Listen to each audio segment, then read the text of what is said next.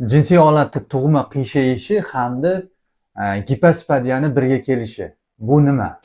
Hozirgi qiladigan operatsiyamiz iminni jinsiy holatda tug'ma qiyshayıshi hamda gipospadiya holati bilan birga kelgan. Bu asosan tug'ma holat bo'lganligi uchun tug'ma jinsiy holatda gipospadiyasi chiqaruv teshigini boshqa yerda joylashganligi uchun yoshligida bir necha marta operatsiya o'tkazgan.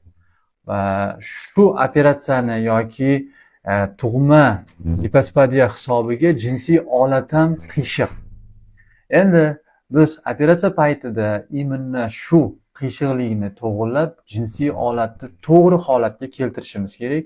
Chunki bemor asosiy shikoyati uylanishdan oldin shikoyat qilgan, uylanishi imkoni yo'q bu holat bilan. Chunki jinsiy holat shu gradus, shunaqa holat, ya'ni 90 gradus holatda qiyshiq turadi.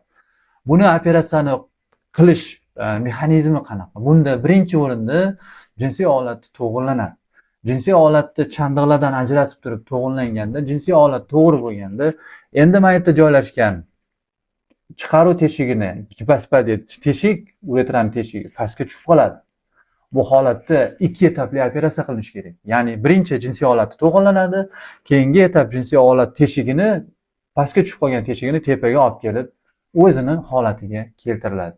Shunda bemalol uylanishga imkon bo'ladi.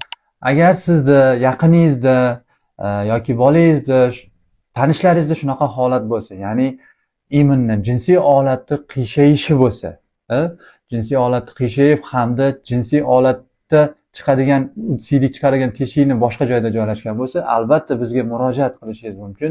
Bunda sifatli operatsiya qilib oxiriga yetib beriladi.